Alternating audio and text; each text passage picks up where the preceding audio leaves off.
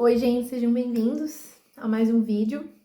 Esse vídeo é a continuação, ou parte 2 de Crise de Fé, um relato. Então, no primeiro vídeo eu disse que eu iria gravar um segundo, compartilhando como foi passar por isso e depois, né, o que veio e tudo. Então, esse é o vídeo. Para começar, eu quero dizer que eu refleti muito sobre postar e até me senti um pouco assim, aflita, com medo de ter postado o vídeo, pensando, meu Deus, mas e se eu passar por algo assim de novo? Nossa, eu vou me sentir muito falsa, vou me sentir muito mentirosa, não sei o quê, como que vai ser isso e tudo. E refletindo sobre isso, eu falei, mas é uma coisa que eu não tenho controle, né? Eu não tive controle a primeira vez que me aconteceu, quanto menos no futuro, e eu nem tenho como saber o que vai acontecer no futuro.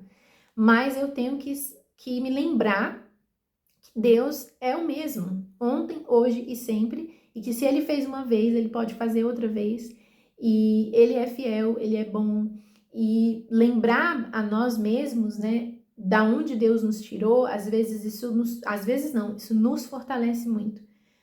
Hoje mesmo eu estava refletindo que, pensando nesse vídeo, né, para gravar esse vídeo e tudo, falei, nossa, às vezes a minha intenção também com esse vídeo é não só ajudar quem está passando por algo parecido e se sentir menos sozinho, mas como um testemunho para mim mesma, porque às vezes nós vamos tão longe para procurar esses testemunhos, para encorajar a nossa fé, seja ouvir o testemunho de alguém, ou quando a gente lê a Bíblia, a gente vê todos aqueles relatos daquelas pessoas e parece uma coisa tão distante, ou ai, Deus só faz com esse fulano, Deus só faz com ciclano, não faz comigo, e aí às vezes a gente esquece de olhar para a nossa vida e refletir da onde Deus nos tirou e o tanto de coisa que Ele já fez na nossa própria história. Basta a gente parar, às vezes, de olhar para a grama do vizinho e olhar para a nossa e ver que ela é tão verde quanto, né? E que Deus é bom para o outro, mas Ele é bom para mim também, porque Ele é bom e Ele é bom e ponto. Não é bom para mim e ruim para o outro, não é bom para o outro e ruim para mim. Ele é bom, ponto final. É um de seus atributos que não muda, que não tem sombra nem variação. Ele é bom, ponto final. E então isso eu quero começar daí, desse ponto de partida, dizendo as coisas que me ajudaram a passar por esse processo e compartilhar alguns materiais também que me ajudaram nesse processo. As duas primeiras coisas que me ajudaram muito nesse momento foi ter um acompanhamento psicológico, porque esse sofrimento me levou a um adoecimento mental, então eu precisei mesmo recorrer à terapia. E hoje eu sou uma defensora da terapia, não só para você que passa por algum problema psicológico, mas para todo mundo, porque é muito importante a gente se conhecer, é muito importante a gente entender como a nossa mente funciona, quais são as crenças limitantes que nós temos e como que a gente vai lidar, né, com o mundo, conosco e com as coisas que nos acontecem de uma forma mais saudável, né, de uma forma mais centrada nas coisas verdadeiras e não nas percepções errôneas que o nosso sofrimento, que o nosso adoecimento mental faz, né, a gente ter uma lente errada para enxergar as coisas. Então, a terapia, eu sou defensora, me ajudou muito nesse processo e continua me ajudando, porque até hoje, né, eu faço terapia. E segundo, e não menos importante do que a terapia, é o aconselhamento bíblico, você ter um acompanhamento pastoral, né, de perto, um discipulado, alguém que você possa conversar, uma pessoa que você admire na fé, uma pessoa madura na fé, que eu diria, né, assim, que você tem essa confiança, que você tem esse relacionamento, seja o seu pastor na sua igreja, um líder na sua igreja, a pessoa que te acompanha, o líder de célula, não sei, que você possa recorrer e conversar e ter essa ajuda, porque ninguém caminha sozinho, principalmente quando a gente está em crise.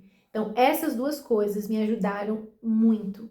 Ter amigos com quem conversar, não esconder que eu estava em sofrimento, que eu não estava bem, pedir ajuda, isso também me ajudou.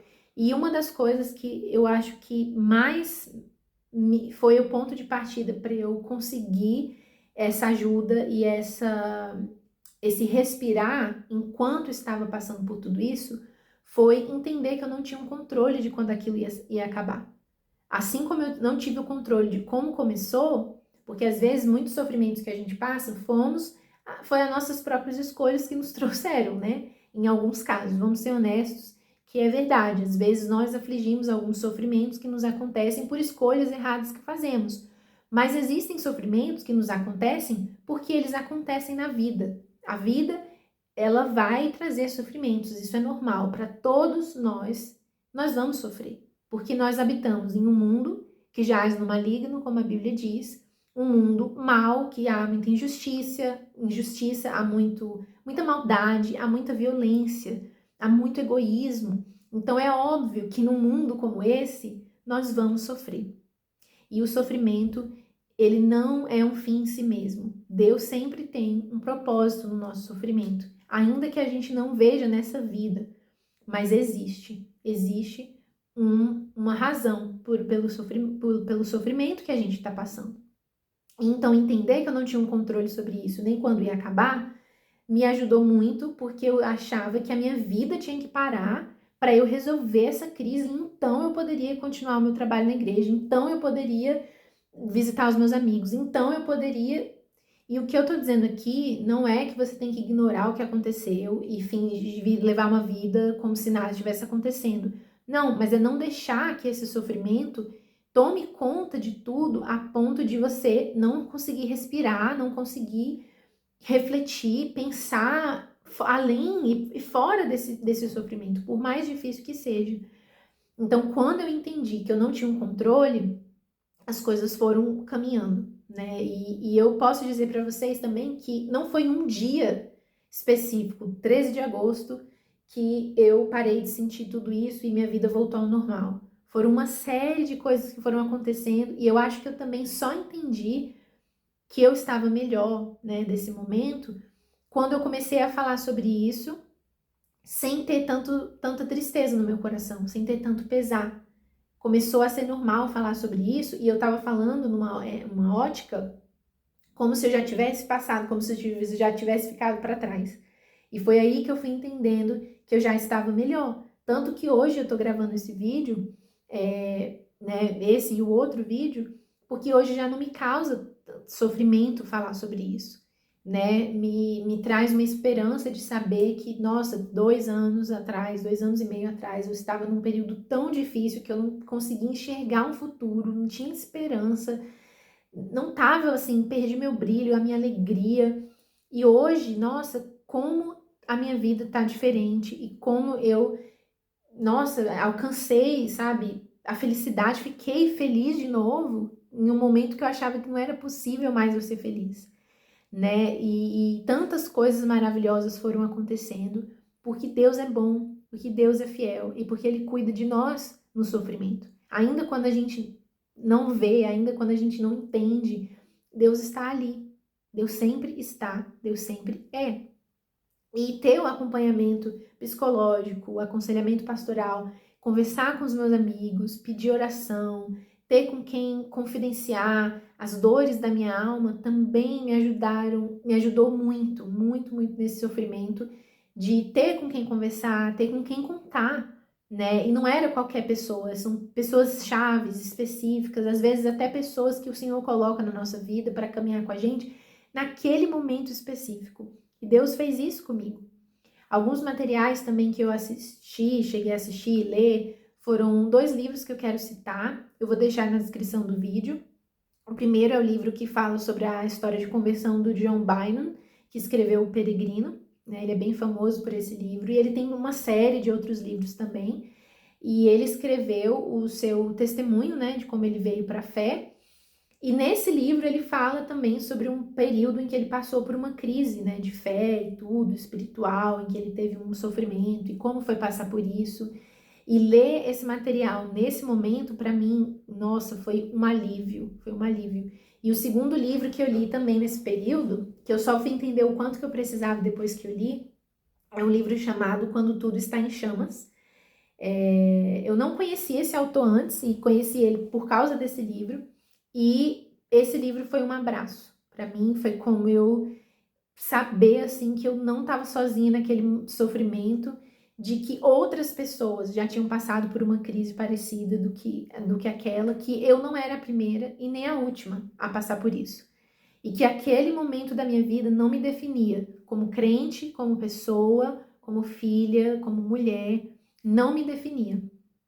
Então, esses 2 livros me ajudaram muito. Teve um podcast que eu cheguei a ouvir, infelizmente ele é em inglês, então assim, se você sabe inglês, gosta de material e tudo, quero também indicar que é do pastor John Mark Comer, que ele tem uma pregação, né, de 2 partes, em que ele conta, né, a temática da pregação é a noite escura da alma, e eu cheguei a ouvir essas pregações várias vezes, a parte 1, a parte 2 eu ouvi acho que umas 2, 3 vezes, e toda vez que eu ouvia, Deus falava comigo de uma forma diferente, aquilo tocava o meu coração, me ajudava a me desafogar desse período.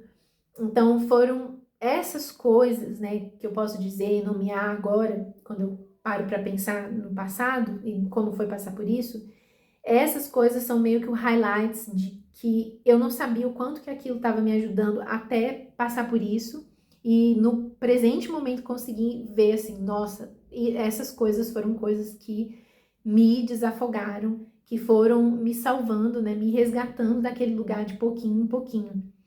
Não deixar de ir para a igreja, não deixar de estar na comunhão dos santos, também foi outra coisa que me ajudou muito, porque quando estamos em sofrimento, em crise, às vezes a gente não quer conversar com ninguém. Às vezes a gente não quer ir à igreja, a gente não quer orar, não quer ler a Bíblia.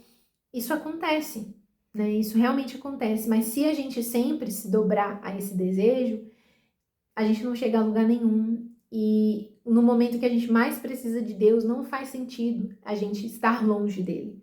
E então é na comunhão dos santos, no partir do pão, na igreja, nos louvores, em que a gente vai recebendo esse alimento, essa nutrição, quando nós mesmos não conseguimos, muitas vezes, estar ali nas disciplinas espirituais, de ler Bíblia, de orar. Então essas coisas vão nos ajudando, né? Então estar na comunhão dos santos é muito importante, sempre e principalmente quando estamos sofrendo. Então essas coisas unidas, né, enfim, reunidas foram me ajudando, né? Mas como eu disse no vídeo anterior, eu acho que eu nunca vou ficar 100% depois de tudo isso que me aconteceu, porque eu não sou a mesma pessoa, não teria como eu ser a mesma pessoa depois de passar por algo tão tenso como foi isso. E a vida também, né, é muito diferente hoje em dia para mim, depois de ter passado por isso, por razões óbvias, né? Hoje eu sou casada, eu me casei recentemente, mudei para outro país, então assim, não teria como a minha vida ser igual por essas coisas óbvias e por tudo que eu passei, né, também. E então essas dicas, essas sugestões, o que eu tô falando, né, foram coisas que me ajudaram e que eu espero que também te ajude. Cada sofrimento, cada crise é muito individual, porque a gente não tem como mensurar o nível de sofrimento, né, dizer fulano sofre mais do que ciclano, ou nossa, isso aqui é menos ou mais, porque não existe isso, né? Nós sofremos também de formas diferentes, porque somos pessoas diferentes. E outra coisa que eu quero também afirmar para você, para mim, é que Deus permanece o mesmo. E que o Senhor, as coisas que nos acontecem não pegam ele de surpresa. Ele não está surpreendido com essas coisas que nos acontecem, ou com a forma que a gente vai reagir, ou ofendido porque nós estamos em sofrimento e pensando e questionando até mesmo ele. Porque Deus é maior do que isso. Deus é maior do que essas coisas, do que as nossas questões, né? E Ele tá ali sempre disposto, sempre disponível a nos ouvir, a nos resgatar, né? E esse resgatar, às vezes é diferente, porque a gente imagina, ai, Deus vai me resgatar, Ele vai me salvar de todos os sofrimentos, eu não vou ficar triste, eu não vou ter problema, minha vida vai ser sempre beleza, e não.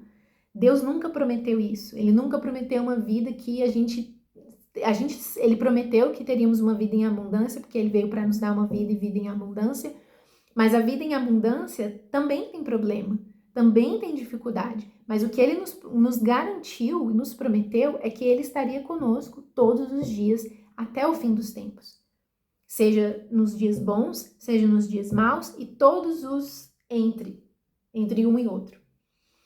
E Deus é poderoso para fazer isso, para nos resgatar. Deus é poderoso para estar conosco e nos ajudar nesse período de sofrimento, enviar pessoas para aliviar o nosso coração, ter companhia, ter ajuda, ter com quem contar. Ele faz tudo isso, né? E lembrar disso é muito importante, principalmente quando o sofrimento é tão medonho, tão doloroso, que às vezes a gente esquece.